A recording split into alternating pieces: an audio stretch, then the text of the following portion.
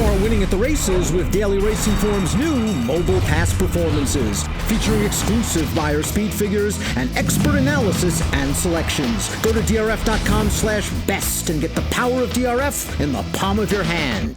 Hi, everybody. Dan Illman, Mike Beer. Race number 6 at Keeneland is the Grade 2 Shakertown Stakes. It's one of the more competitive races on the Bluegrass Saturday card. Let's throw up the field. It kicks off a $500,000 guaranteed pick 4 pool. And Mike, you've got 2 horses in the race at 5-2 on the morning line. Bound for Nowhere, who won this race a couple of years ago and just missed last year. And Wildman Jack, who has broken track records this year at Maiden and at Santa Anita. Yeah, listen, I'm not going to argue with those 2 horses being the favorites on the morning line. But I'll tell you something, Dan, there's 14 in the main body here. I don't know about you, but I didn't have that hard of a time making a case for at least half of them. I agree 1,000%. Let's take a look at the Timeform US Pace Projector. Maybe that will clarify things a little bit. Bound for Nowhere is a very fast horse. If he breaks, he is going to be out there among the early leaders. Interesting that the 5 Just Might is considered one of the pace setters. He's going to be close. Wildman Jack, the 2 is going to be close. I think Tiger Blood, the 11, is going to be real forward. Yeah, I did too. I certainly feel like they're going to send Tiger Blood from the outside, and we'll see what they do with Bound for Nowhere. Then he's fast, but he's shown in the past that he does not need the lead.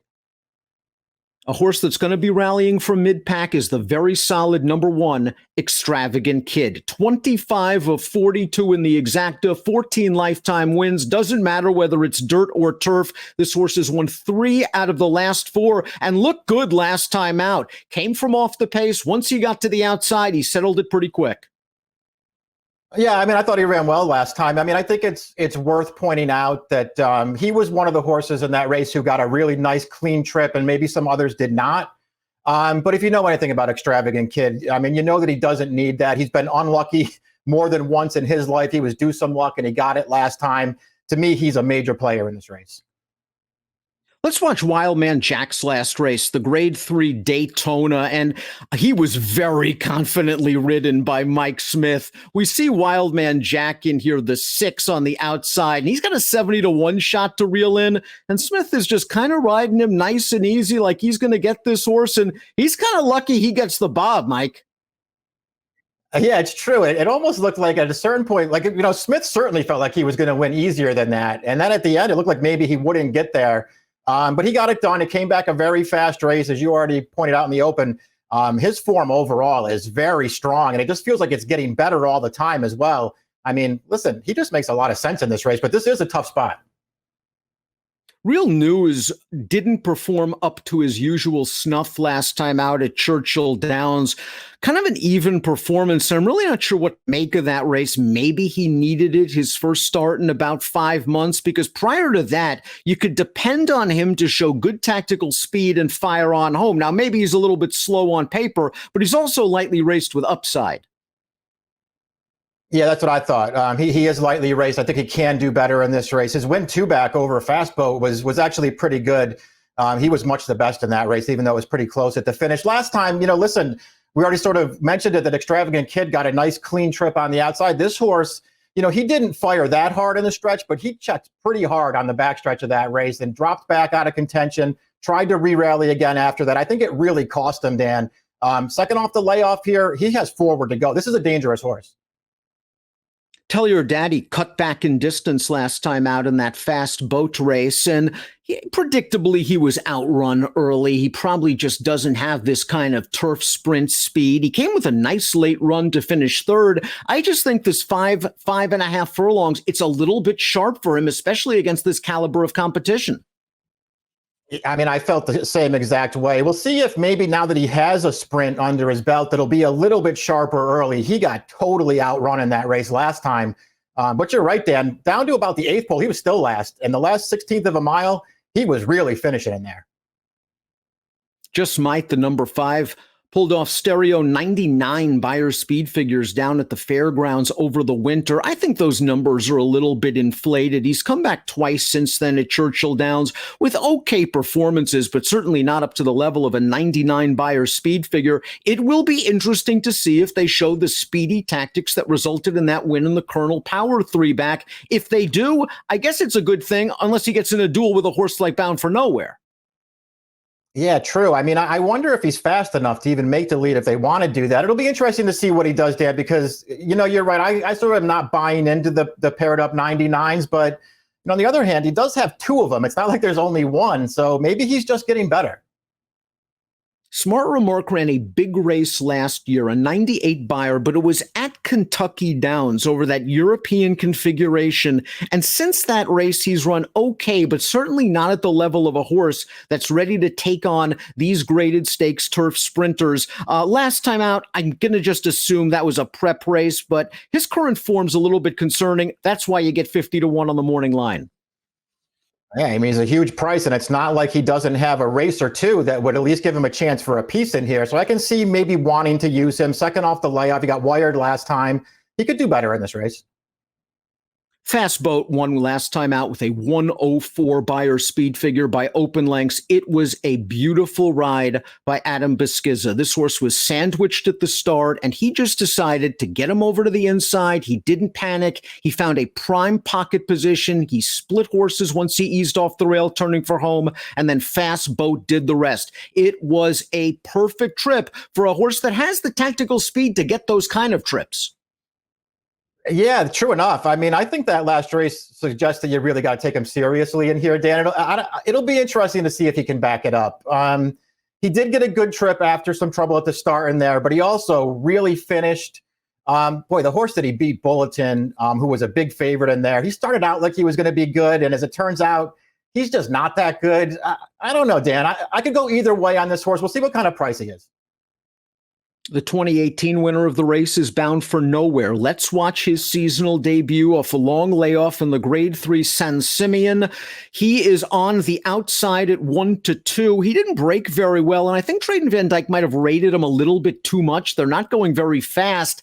Maybe he could have gotten the jump on Sistron a little bit earlier. Sistron's an okay horse in his own right, and he's just going to get Bound for Nowhere in the shadow of the wire. Your thoughts on that race? Were you disappointed he didn't put that race to bed, or do you think maybe he needed it off the layoff? I mean, I think I sort of feel both ways about it. I'm certainly willing to give him the benefit of the doubt because he was off the layoff there. I didn't see the excuse for him not to win, but maybe he just needed it off the break. It's not like Sistron's, some kind of bum. He's a pretty nice horse.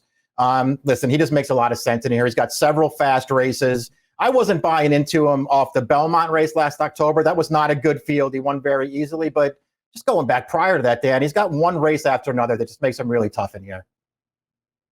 I wouldn't go to sleep on a horse like Texas Wedge, the number 9. Let's go back to his last race, the Grade 1 Jaipur at Belmont, and he took on the exceptional filly Alexandra. And this was just another good effort for Texas Wedge, who has the lead turning into the stretch, and he runs a nice race, Mike, in here, just getting beat a length and a half.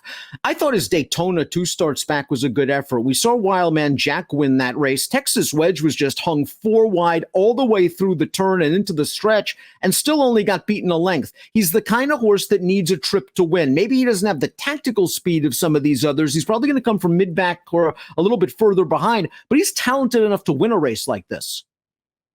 No, I agree with all that stuff. I don't have anything to add to it at all. His Daytona was fine considering the trip he got. I thought he ran really well last time, even though he didn't win, and he might actually be a fair price in this race.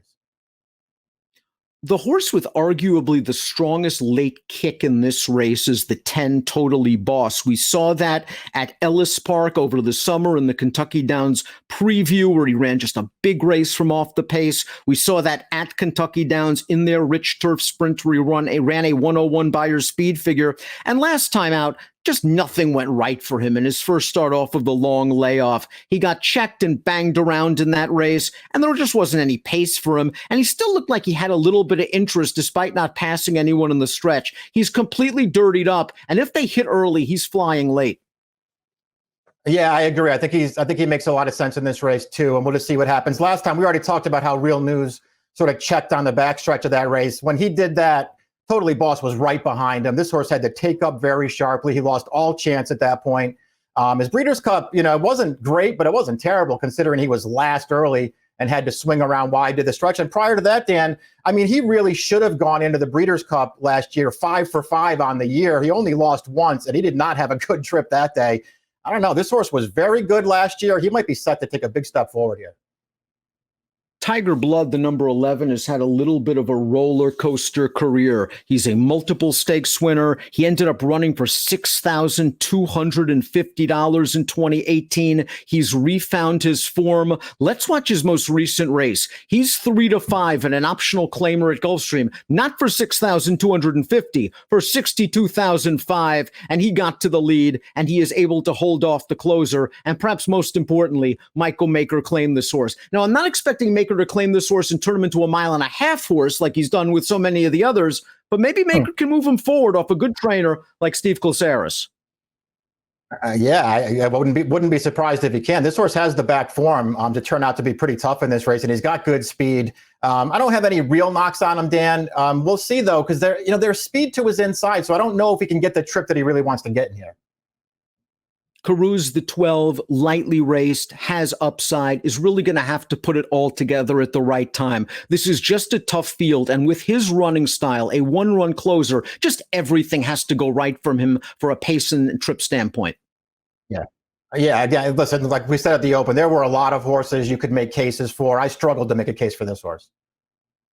I'm a huge fan of Linester. I'm not sure he's the 109 buyer type that won the Grade 3 Troy last year at Saratoga, but he is a very honest campaigner, and from all indications, he is training very, very well at Keeneland for his second start of 2020. His last race, I thought Tyler Gaffalione gave him a nice ride. He got him into the pocket, but then it looked like he was a little bit conservatively ridden down towards the inside and upper stretch. I thought he could have hit the hole a bit earlier. By the time he did, Extravagant Kid said bye-bye, but Linester fought down towards the inside late.